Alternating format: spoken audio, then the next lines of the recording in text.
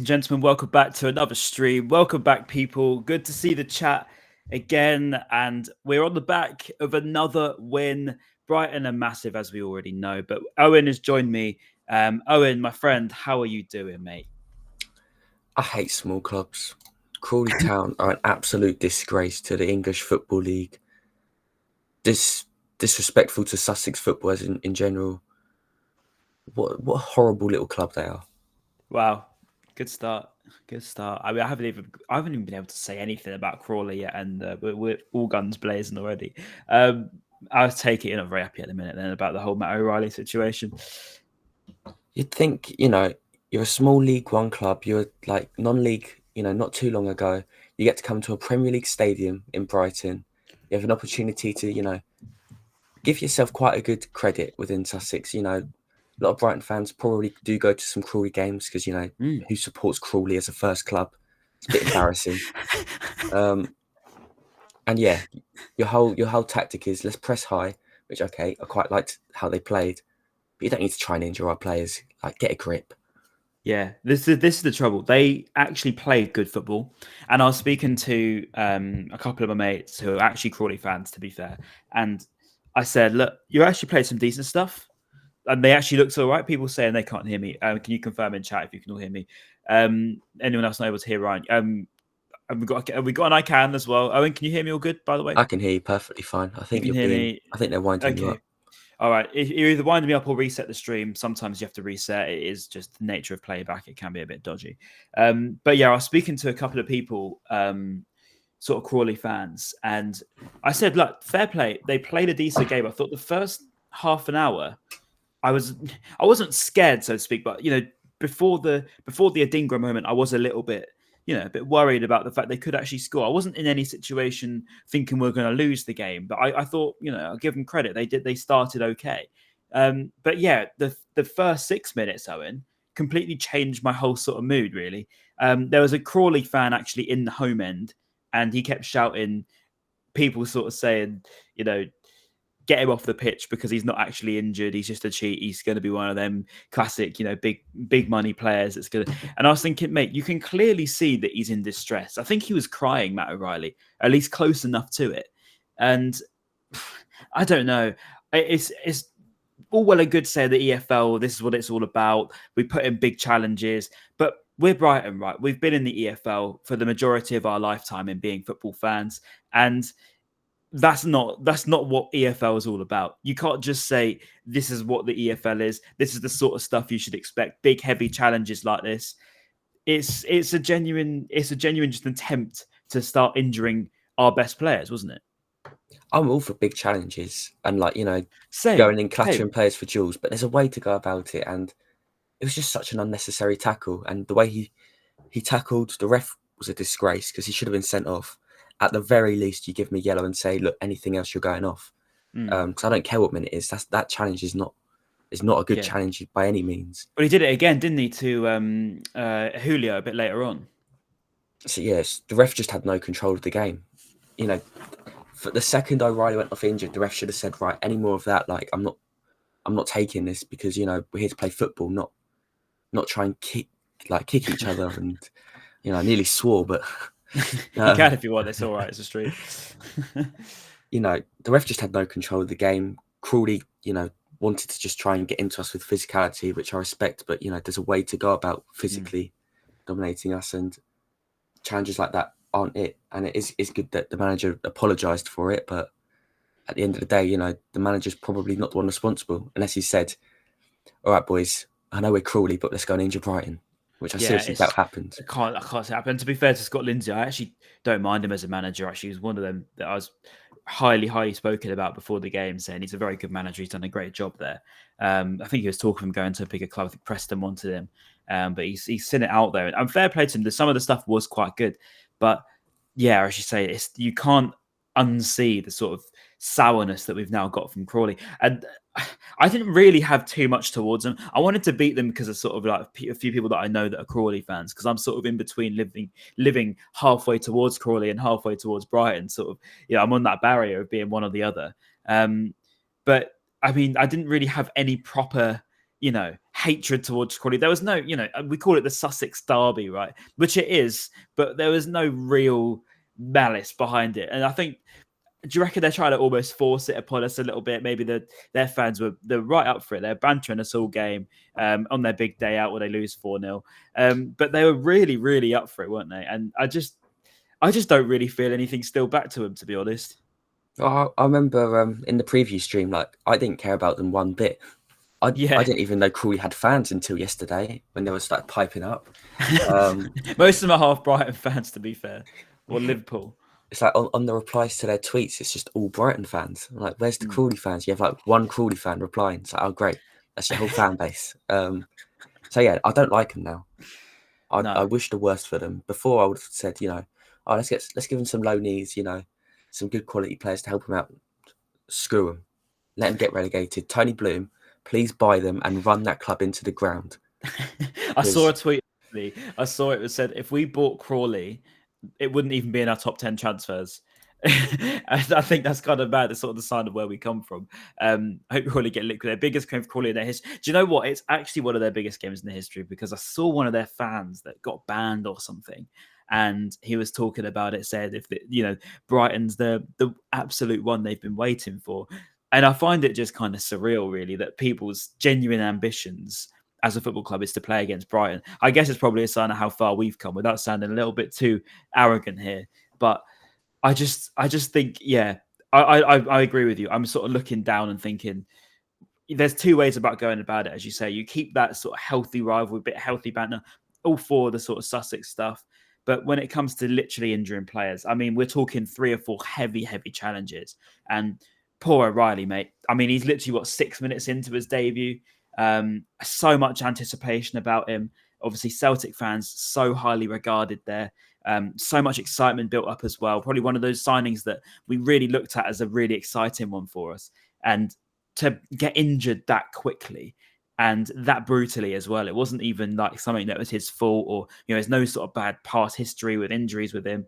It's just pure unluckiness and sort of first injury of his career. It's so harsh on the kid.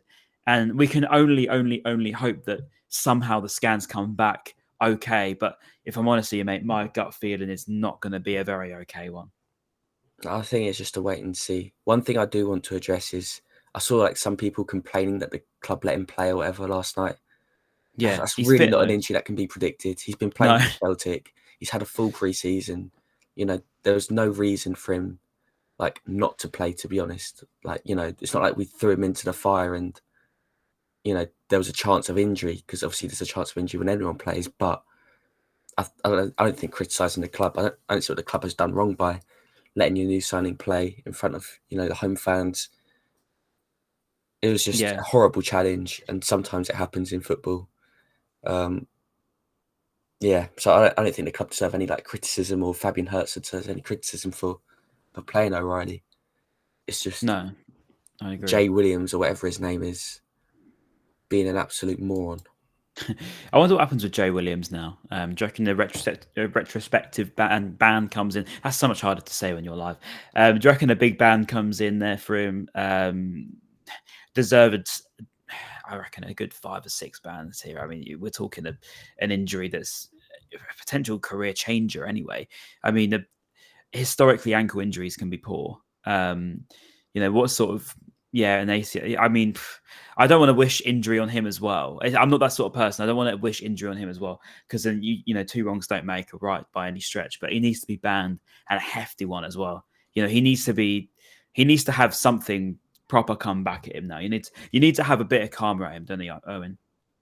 I hope he steps on some Lego or something like that. Not what sort of ban are we talking though? Like, what are we talking, a proper ban or what? I doubt he gets one. It probably just gets thrown under the rug, doesn't it? Unless Brighton really follow this up and start, throwing their weight about, which doesn't really sound like a Brighton thing to do. But depends how hard Ayari gets hit, though, doesn't it? At the end of the day, 30 million signing, next day he's injured, potentially for months. We don't know.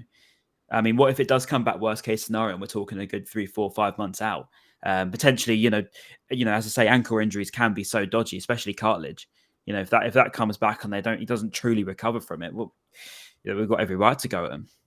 Oh, I'm all for it if we go for them. Just absolutely, get the lawyers out, get everyone out, and start make them pay for it. pay for the the scans, everything. Brighton will play at the ground. Well, let's start getting out some ground regulations, shall we? Let's go really into this and just absolutely, flood them with legal suits and whatnot, and just make their life hell. Yeah, I mean, until Jay Williams is out of the game. I mean, Mike King said the thing is, if it was an accident, you can brush it over, but he's fully owned it. I mean, the guy was smiling and winking after it. He had absolutely no sort of apologetic mindset whatsoever. It was he fully knew what he was doing. It was a poor challenge, and so early on in the game, no remorse, as you say. It was poor. It was so sort of the bottom of the barrel, and then he did it again. By the way, he did it to Julio again. It wasn't just like it was something that was one that you can say, oh, it's not in his character. I think it might have been Jay actually, and he said that I don't think it's in his character. He's not normally like this. She capped him, mate. And he's done it, twice in the same game to two different players. And as someone rightly mentioned, look at Yasin Ayari a bit later on in the game. I mean, that was a horrible tackle in itself. They'll say this happens all the time in EFL. As I said earlier, I can accept that. I can accept that heavier challenges happen. I can accept that obviously the quality is different. But it was never in the nature of the game to go out and try and injure players, ever. And that's coming from someone that's grew up watching EFL. And Owen, you're exactly the same. Well, even, you can say we're disillusioned with the Premier League, soft football, blah, blah, blah. We played Grimsby. They weren't anything like that. I'm sure there's countless other like League One, League Two teams. Yeah, plenty, yeah.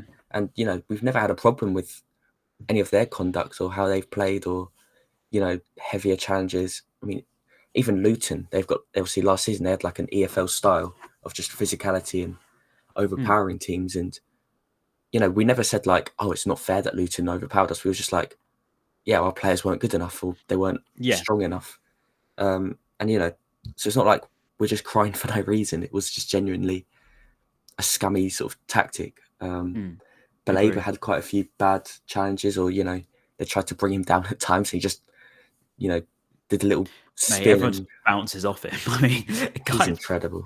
Yeah, actually, I'm sort of glad that people are talking about Baleba in the chat, because mate, he is a breath of fresh air. I mean, and how he's come along. He was sort of what we hoped, wasn't he, in terms of that progression in him. Sort of when you look at the end of last season, you could see what he was good at. Probably just didn't get the game time that he deserved. He hasn't had the starts yet for us yet. But agree with PS. Is that PSG, BHA? You can't support two clubs if it is, but 100% a starter. But for you, Owen, I mean, the rise of Carlos Baleba, I think it's giving me. Do you remember when Bissouma broke through right at the beginning? And I think it was a cup game as well where he sort of really shone. Was it against Southampton or something like that? And he had a real sort of moment of looking at him and thinking, right, okay, he's got it. And Baleba I'll put as a bit of a different player to Bissouma, but it's a similar sort of trend in how he's breaking through for me. I think Baleba's a lot better than Bissouma. Yeah. I'm not comparing the player. I'm just saying in the moment of how they progress. Yeah, he just picks up the ball and can just go past four players. It looks like he does it without breaking a sweat. I really don't know how you can view him as a left back. I really don't get that. Yeah, I know. He's capable of doing it. Don't get me wrong. I don't mind him sort of covering, but yeah, I wouldn't want him as a left back by any stretch.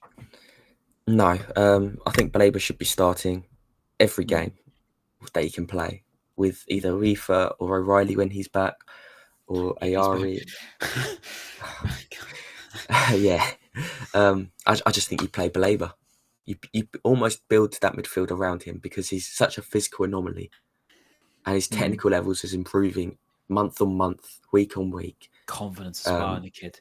I mean, the way some of the football he was playing yesterday, back to players. I mean, he was just sort of toying with them at times. He knew he was better than them, and I rate it, to be honest.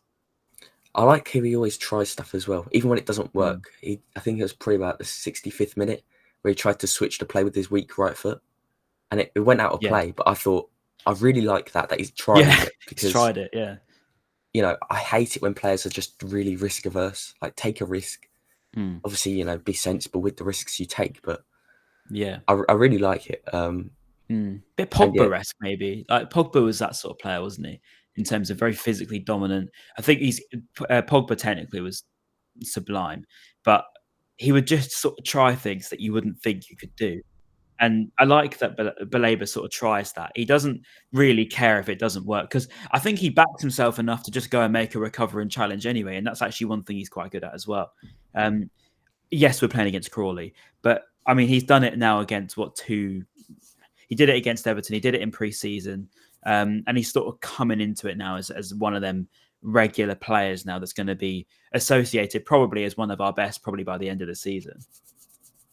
Yeah, I mean, he did it last season as well. There was quite a few games where he was our best player. That first game against Liverpool, mate, I think that was the one which sold us a dream, and then we sort of we had a bit of a fall off perhaps in terms of how much we expected of him. I think maybe De Zerbi was strangely cautious with him. I think in comparison to how De Zerbi was with say Facundo, for example, or in Ciso, he was quite, prepared to let him have his moment. But with Baleba, he was so much more cautious and didn't want to put him in too many games. So it seems as though Hertz is doing a similar sort of thing with him and, giving him a bit more time, a little bit more leeway. Rightly or wrongly, I don't know, but maybe he's just that sort of player that needs that extra bit of time. Yeah, I don't agree with it personally. I think you play your best players because he's not injured or anything. So I don't know why he doesn't trust him much yet, because he obviously would have watched all the Brighton games, and I'm sure maybe he's not doing well in training, and that's why he's not playing. Who knows? Obviously, total speculation, but yeah, it doesn't make much sense to why he isn't one of the first names on the team sheet to me. No, I do agree. Although I do agree with the PSG, BHA. Sorry, I cannot say your name. You have to change that, mate. I'm sorry. You can't do it. He's not fit to play full 90s. His last 10, 15 minutes, he did struggle a lot. And he did, to be fair. I think he looked puffed. I think there was one moment where we were going forward. And don't get me wrong, he'd absolutely run his socks off. I think he covered the majority of the pitch yesterday, and with quality. But there was one breakaway. I think he just sort of collapsed to the floor and just thought, yeah, I'm done. And maybe that is a part of, Baleba not being quite fit enough to play those 90 minutes. But with that being said, he hasn't exactly been blessed with too many 90 minutes anyway recently. Not just that, he probably covered the most ground for us yesterday. And just the intensity he plays at is... Yeah. It's it's difficult to keep that intensity up over 90 minutes. So he probably did burn himself out a little bit. Just as a guess, he won 12 duels yesterday. Yeah, out of 18. It's absolutely mental. Yeah, he's a serious player. Serious player. But yeah, he's another one that we've got to look out for. Weafer's, I think, meant to be back for the weekend, is what the rumours going around social media are as well. So perhaps we could see a start for, the new Caicedo McAllister, which we, last season, how many times did we say about Caicedo McAllister, how much we missed them? Do you reckon we finally got that replacement in now? In terms of quality, I don't know. Not yet, because Got to let him settle. I think it just needs time, because Baleba's not as good as Caicedo is, and Weafer is very different to what McAllister was.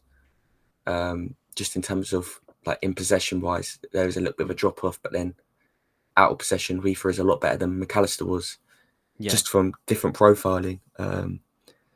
So I don't think that's what we would see against Arsenal, because I think in possession, there's not enough quality there to sort of counter their first line of pressing.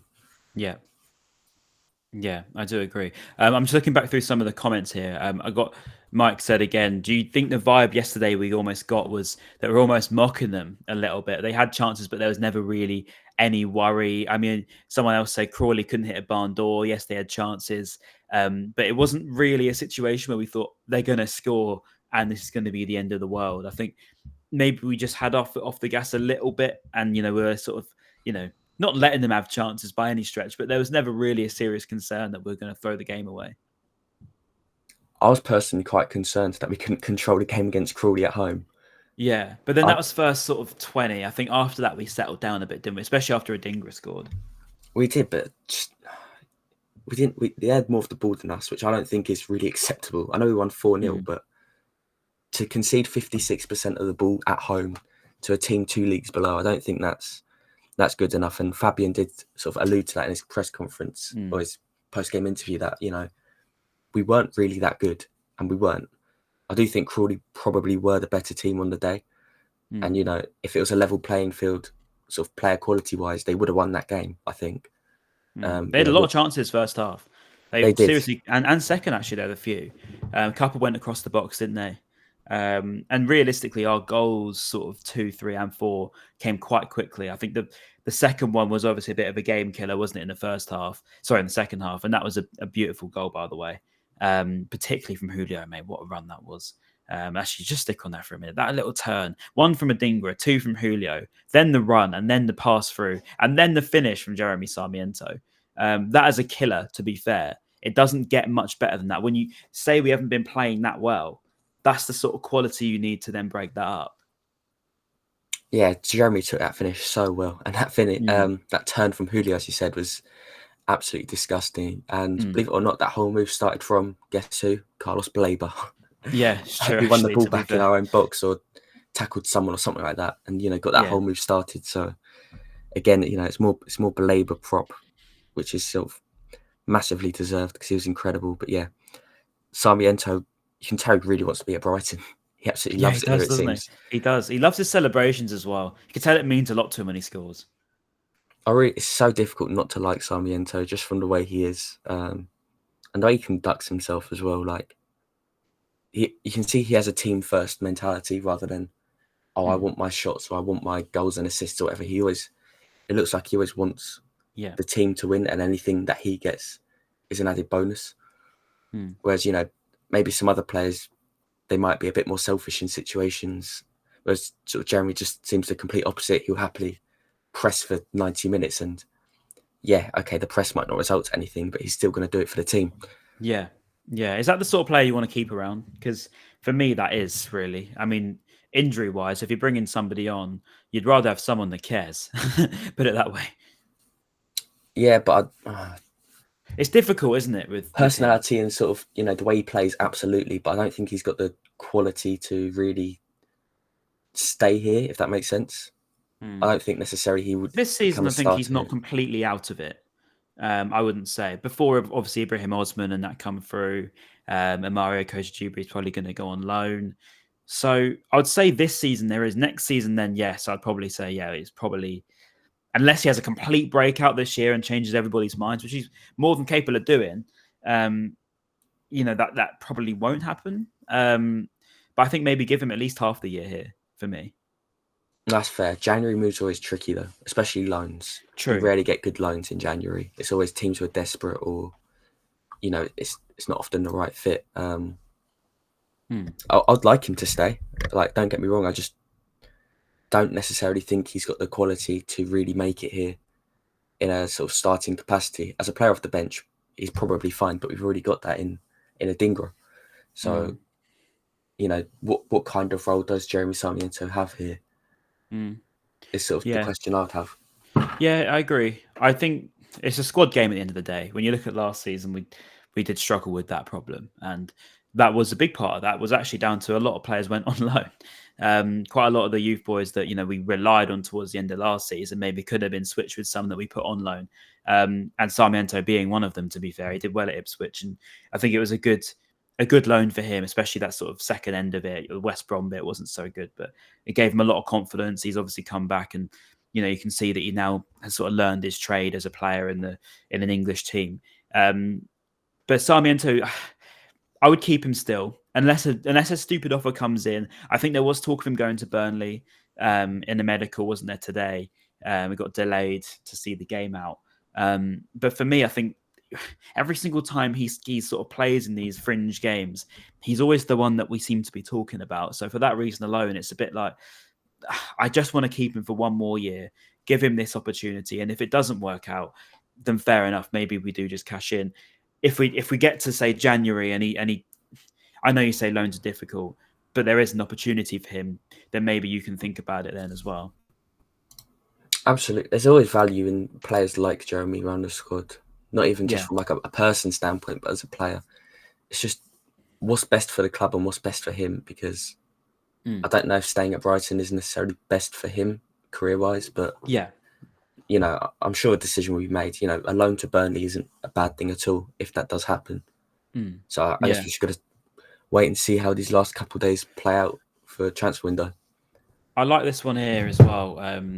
But firstly, Crawley are too irrelevant to hate watch. That's actually true. I would not put myself through watching one of their games again. But depending on O'Riley, this is a big piece of news, and this really is a huge if and what happens next. But we all sort of held our breath for the O'Riley news. But let's fear the worst for the minute. What happens with Billy Gilmour for you? Is that then stay here, unconditional, cancel any deal potentially? It's difficult again, isn't it? Because they're not directly the same player, but Gilmour knows the club. He had a good game against Manchester United. He's obviously very happy here. He's always been in with the leadership here. We sort of know Billy inside out, don't we? Keep him, Owen, if O'Riley does struggle, or are we back in the transfer market? I just can't see us splash another 30 million. I think you just stay the course, continue the Gilmour deal. That's best for all parties. I think Gilmour getting a new start in Naples, because the league suits him better as a player, just in terms of sort of more emphasis on possession and less emphasis on physicality. Gets a good manager in Conte, great manager in Conte. It's a lovely city, and we'll be fine because we've got Ayari, so it opens up more minutes for Ayari. Maybe it results in Moder or Dahoud, dare I say it, staying and playing as like the emergency backups, numbers-wise. We've still got Maliki Okoye at the club. Good point. Okoye, actually, he didn't get on yesterday, did he? Which was quite surprising. Maybe they're still waiting out on that EFL loan if he does come out. I know you as well. Go on. We got Brejan Gruda. We're not short on numbers. Where he didn't get a game yesterday either, did he? I mean, maybe we're looking at him for Arsenal actually, because I will get onto an Arsenal preview soon. But when we look at the right side, actually, Minte probably didn't have his best game the other day. So maybe we could see a Gruda appearance, or even down the middle somewhere, depending on O'Riley's situation. But Owen, your take on Moder potentially staying if that's the case? Sell, please. Sell. He's had one good game, maybe two good games. You just called him one good game. He's been here for like what, 3 years? 4 years. 3 years. Yep. I know he was injured for half of it, but look at what happened when he was injured. We had our best seasons. I don't think that's a coincidence. So, my gosh! Just please, go to Leicester or somewhere. Good luck with you, but you're not Brighton standard, and you're not even homegrown. Yes, that's fair. I'm not even going to get into that one. Jorginho, to be fair, is another one that could get an opportunity, particularly in that midfield. I guess when we think about it, really, I mean, the team that we saw the other day, last night, isn't really going to be the one that we've got to worry about too much. From the takeaways of the starting 11 that could genuinely pressure, obviously Omani's now being linked with a move away on loan to Portsmouth, which is completely understandable, and so on and so forth with the rest of that team, really.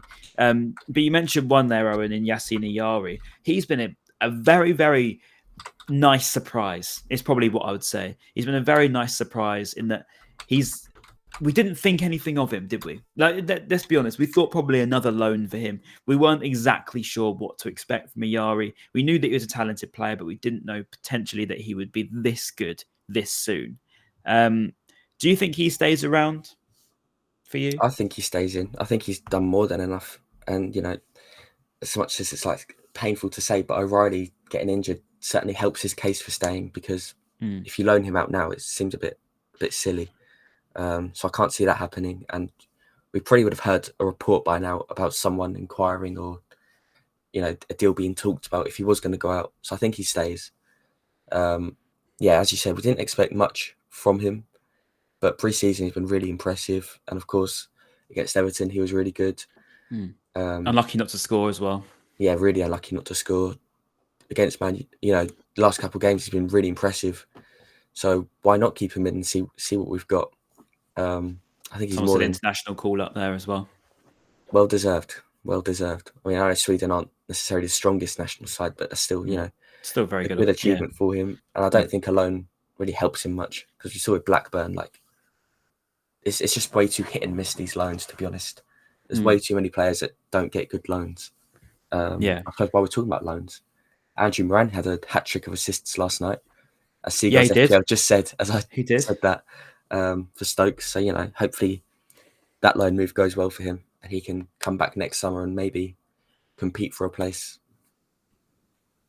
Agree. I'm just going to pull you up on the Ayari before I get onto Moran because, he's been, as I say, a bit of a breath of fresh air, as you say, one that's not really that expected. He reminds me a little bit of the breakout that JP Van Hecke had in terms of, Van Hecke. I probably wasn't his biggest fan, and that sounds crazy now because I absolutely love the guy. But I remember when I first saw him, I thought, shaky. Is he going to be good enough? Wasn't quite sure with him on the ball. But he's completely proved me wrong. He's been fantastic to watch. And I always liked Ayari technically because, you could see it about him. But as you say, he had them sort of poor loans. It's given me that sort of surprise, as you say, surprise breakout star. If that existed as a real trait. We seem to be having a couple of them recently. And I think Ayari is another one to definitely watch. On Moran, very good point. He seems to go away and do quite well quite often. He wasn't all that, I don't think, at Blackburn, but then as we said, nor was Ayari. So then you can't really make your mind up on whether it was the player's problem or whether it was a Blackburn problem. I think he's going to be a very good one for us as well. But we'll see, Owen. There's plenty of sort of talented players in our ranks that probably don't get, we're talking from 2 or 3 years ago, that probably don't get the same amount of appreciation that they perhaps deserve. Well, we are basically running a Chelsea-like operation here of just hoarding young talent from all around the world and loaning them out with, mixed results with them loans. I think we have taken a bit of a page out of Chelsea's book with that of just let's get as many players in as we can because I'm sorry, I'm not buying this pathway route when we've got 5 right wingers that are all similar age group. Yeah, that's true. Bukayo Saka at Arsenal, wasn't it, that Mario moved for? And I feel a little bit bad for the guy, to be honest. Then we get Minte, then we get Gruder. Yeah, we sold him a dream. Oh my god, sorry, mate. But no, he's a very talented one. Again, someone that could certainly impact us sort of going forward. But all in a decent day, I think. If you're to try and ignore the O'Riley moment and try and ignore the moment where I really thought Ayari was going to struggle with injury as well. It was a nice moment to see Omani get his first goal, albeit a time where he's probably going to go on loan and leave the club. But nice for him, straight in front of the North stand as well. He battled well to get the ball. Probably didn't have his best game in all honesty. Didn't really do too much when he came on, but it wasn't really his fault. He wasn't expected to be playing anyway. But he took his goal well, Owen. And another one to watch perhaps, when he's on his loan this season. Yeah, so it sounds like from the reports going around that he is going to go to Portsmouth like any day now. Probably would have happened already if it wasn't for our League Cup game pretty much. So It'll be very interesting to see how he gets on. His first loan in senior football. So, that can bring up its own set of challenges. But yeah, it'd be good to see how he gets on. Yeah. And he did take his goal really well last night. Evan Ferguson versus Arsenal-esque. Yeah, it was actually, to be fair. And actually, mate, they look so similar. It's so weird. It doesn't help that they're both Irish, so you already sort of think about it. But they do look similar. It does. It's really weird. And actually, just on Ferguson quickly as well. I saw someone mention in the chat earlier saying about why didn't he play? But I actually don't mind it, to be honest. Maybe just saving him. What if he does? What if he is needed against Arsenal? What if he is needed? He's been quite injury prone recently, and I probably wouldn't want to waste him for the sake of Crawley when we're already going to win the game anyway. Do you agree? Well, to be fair, we don't know if maybe he was planned to play, and then Hertzler saw the challenges going in and thought, "There's no way I'm going to risk you." Yeah, that's true. A game that we're 3-0 up in or whatever. The plan might have changed because of that. So. I'm not mad at all that he didn't play. Someone says, but he bought Purvis on. That's well, man just seemed to like running Purvis into the ground. Mate, Purvis, I'm still not convinced he's fit. He doesn't. He just doesn't look okay. He doesn't look okay. Hopefully, his severe mismanagement from De Zerbi last season hasn't caused him any long. I do worry about problems. that. I do worry. He had some really, really last season strange antics, and it was because he just didn't look okay. I mean, it looked quite obvious, I think, from the stand seeing him play. He just didn't look all right. I hope he is. I hope he's good. I hope it's me overthinking it, and I'm just looking at him and got PTSD of him getting injured at Ajax straight away. But I don't know. I'm still not convinced he's all right. I think he needs probably a little bit more time and less pressure, and that maybe is a little bit of a surprise with the Barco loan, because actually I thought Purvis was due to be out for a little bit longer than this. But I don't know if you agree with me, Owen. But do you feel like he does need a bit of extra time, Purvis Estupiñán? He was once sort of the first name on the team sheet, and now I don't really want him on yet.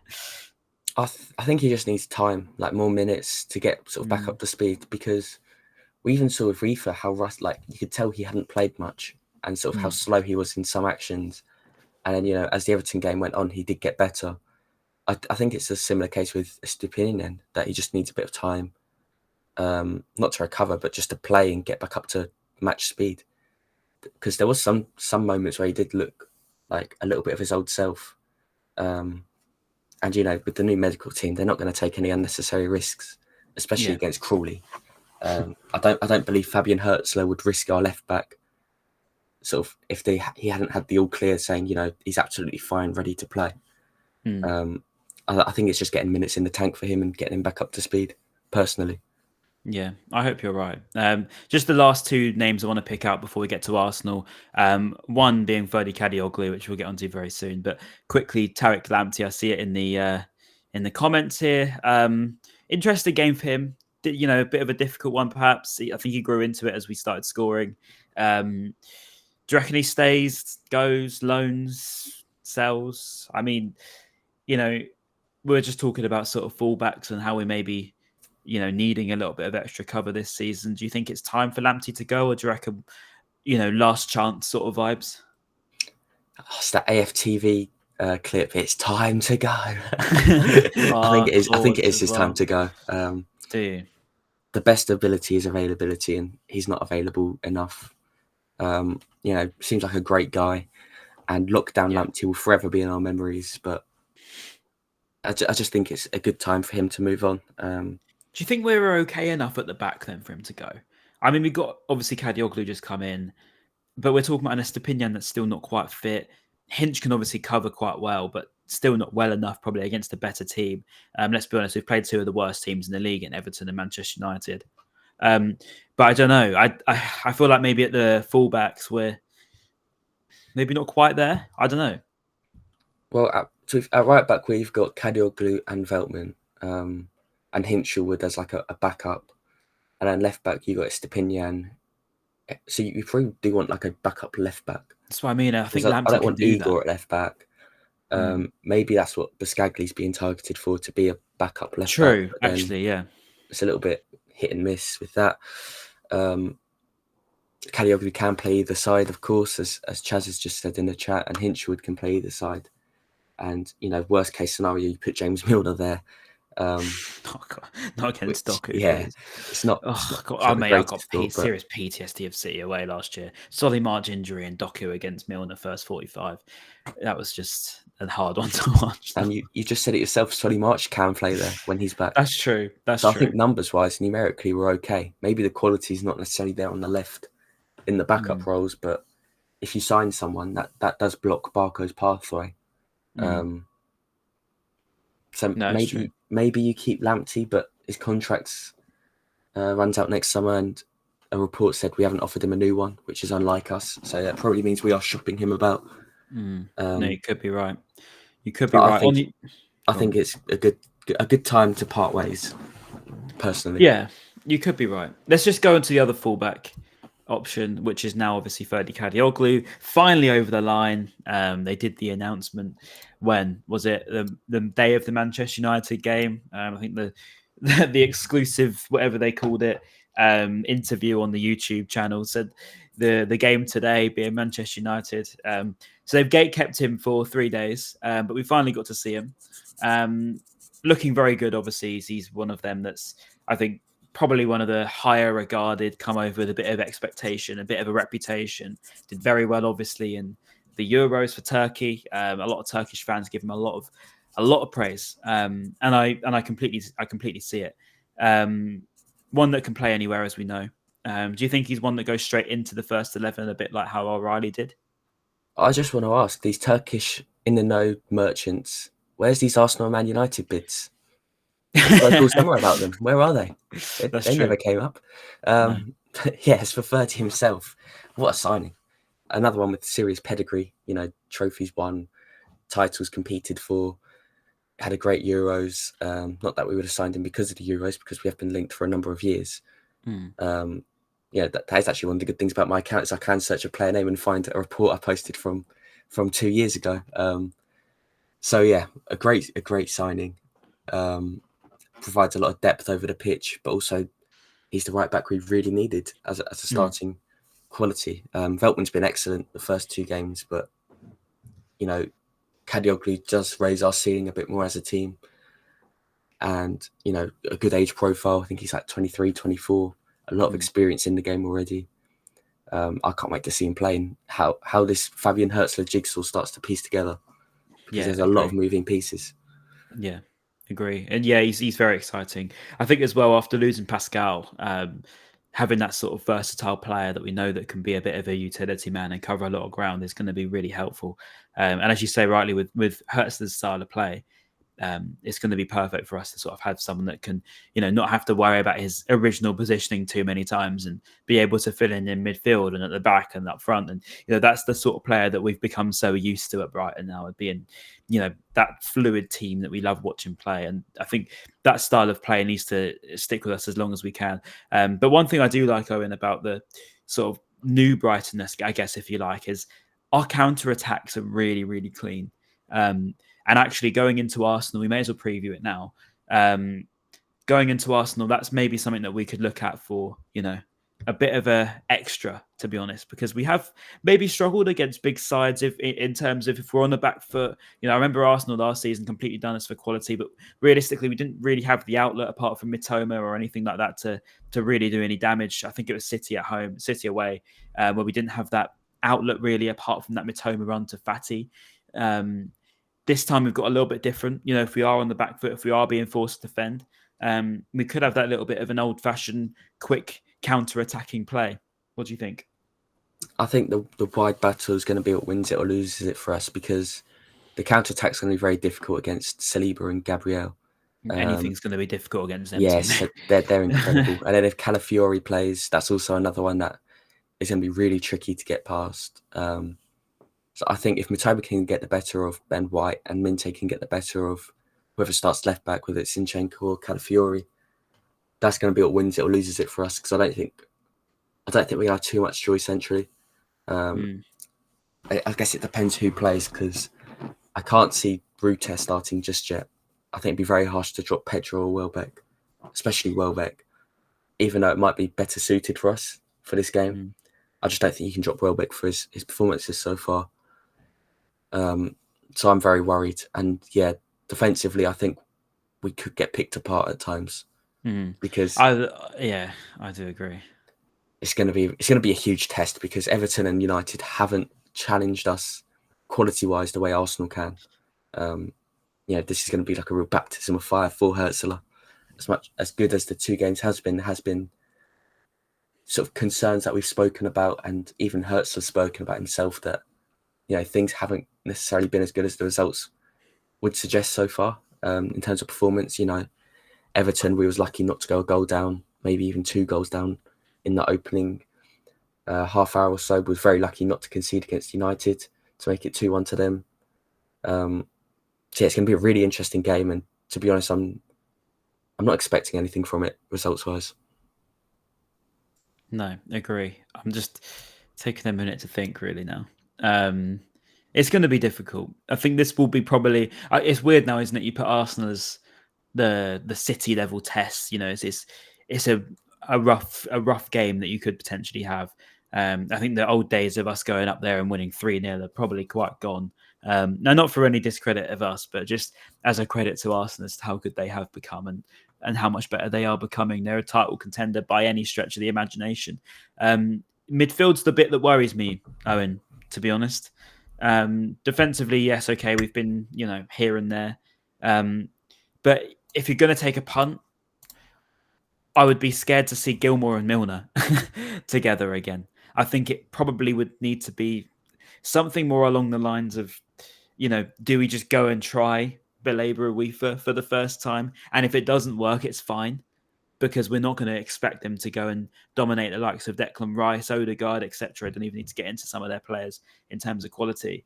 What do you think? Do you think midfield-wise, it's now just try it? What's the worst that can happen if we lose, but we think we're probably going to lose anyway?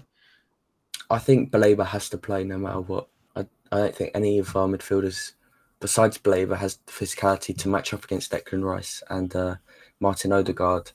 I suppose their one weakness is the sixth position, whether it's Partey. Is Jorginho still at Arsenal? I think he is still there. So yeah, if it's one of those two, that is like a weakness to exploit. But I think Baleba has to play. Outside, who plays with him? Maybe Reefer, but again, like on the ball, I think that could create a few problems. If you play Gilmour, you've got problems off the ball. If you play Milner, it's probably quite a nice balance between the two.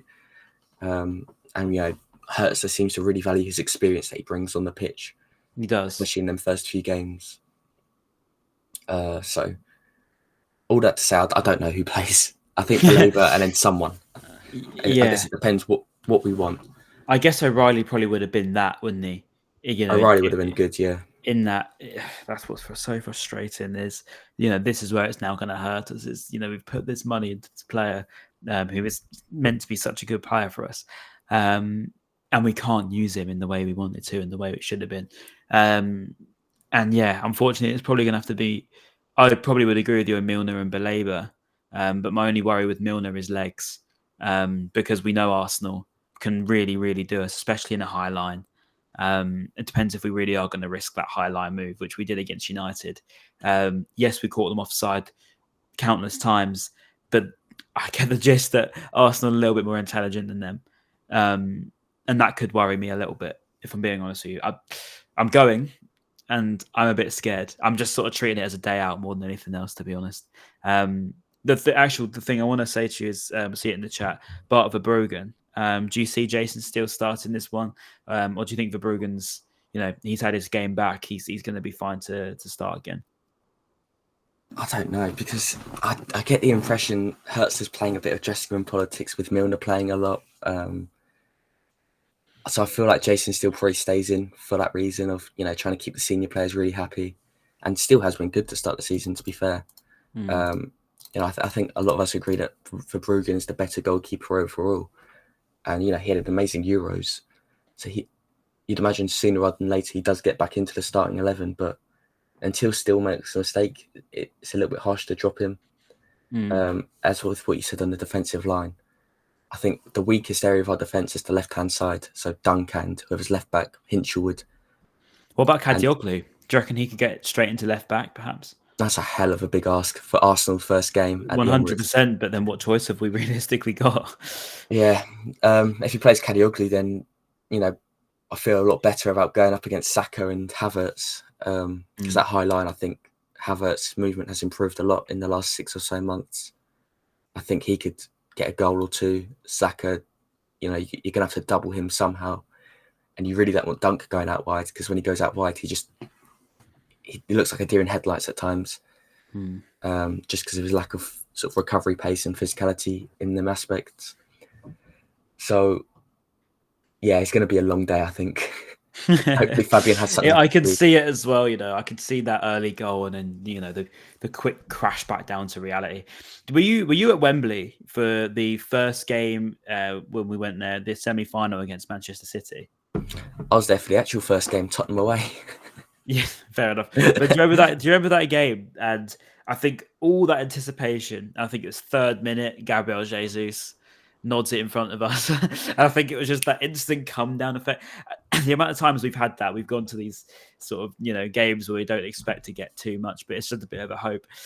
Obviously, you're a much better team these days, but I must admit I'm probably having a similar sort of mentality as I had then. Now, this is the one game that I do worry about, and the way Arteta has coached them and the way that Arsenal in general are coached is borderline second to none. Obviously, apart from City just being so stupidly good. It's going to be a rough game. And them defensively, mate. I remember them at the Amex last season. it was so difficult because they were so synchronized. It was like watching sort of, do you remember the perfect football sort of advert? That would have been that performance I saw in defence from Arsenal that day. They just moved together. Everything was together. Not a single part of them looked even remotely concerned when we ran at them. Difference is now we've got a little bit more attack going forward, but they've improved all round, and it will be a very tough game. So finally, sort of score predictions from you, Owen, if you can. And actually, just give me a rogue shout on player as well. Do you think anything could change in midfield? Sorry, in the starting 11 as well. I'm going to go 3-1 Arsenal. I just don't think we can match score. Them. Why not? Set piece or something. Just, set piece. It doesn't feel right to not. Brighton scored a set piece. Just something fluky maybe, or maybe we hit them on the break, or it's a late consolation. Who knows? Hopefully we score. As for player wise, I'll probably go Havertz gets a goal, Saka gets a goal, and then I don't know for a third. I think those two will score. Trossard, hopefully not Trossard. Leo, innit? And then he's going to come to the away end and do that stupid goggle celebration. You just know it's going to happen. For us, Minte's going to get a goal. For my fantasy football league, my fantasy team, Minte will score. That's my prediction. What are you going? Let's hear some more from the chat. Chat, what are we saying? I got caught. Is anyone predicting a win for us? Got quite a few 1-0s. How many else have we got? We got 2-0, 2-1 Arsenal, 3-1 Arsenal. What else? We got 2-2. We got another 1-0 there. 11-0. Wow, fair enough. Thomas scores all. That's enough for a clickbait title. 1-0, 4-1. Do you know what? Do we keep the positives of the 1-0? Because the 1-0 would be a very good result, wouldn't it? A very good result. Static with anything from the Emirates. I think I'd celebrate that, to be honest. If we come out of there alive without losing the game. So my heart will agree with chat. Yeah, 1-0's huge. 1-0's huge. Okay, let's say the 1-0 is the sort of love to happen. My realistic head says 3-0. 3-0 Arsenal. I'm sorry. I'm really sorry, because I never predict us to lose games. But I can see us losing that one. And I don't normally do that, so I'm sorry. Yeah, I'll be there. I'll see you there in the away end. Last game before the international break, am I right in saying? I think so. Let me have a look. Rubbish. Yeah, I think it is. There's no others. Yeah, okay, let's stick with the 3-0. I'm really sorry to say that. But I do think we'll try it. I think we'll try it. It doesn't necessarily mean it'll work, but we will see. Owen, anything else from you before we wrap up? No, I think I'm all good. I think I've got all the Crawley hate out of my system, the Baleba propaganda. That's what we like to hear. If there's any more Crawley hate, get it out of your system now in the chat if you like. You can beat Arsenal if you start Baleba. You never know. You never know. Press conference tomorrow, I'd say so. Yeah, I think they're at 9:00 on Thursdays now. So yeah, we will see what Fabian has to say. Hopefully we hear a little bit of an update on O'Riley at some point soon as well. Nice. I'm seeing a lot of Crawley hate, especially Jay Williams. We don't like Jay Williams. Not around here. Not on Talk Seagulls. Not in the chat. Not with Owen either. But yeah, we'll see you all very soon. Owen, thank you very much for joining me. Chat, you've been unbelievable as always. So Gruder news. Yeah, to be fair, you never know. You never know. Owen, anything else you want to say just before we go?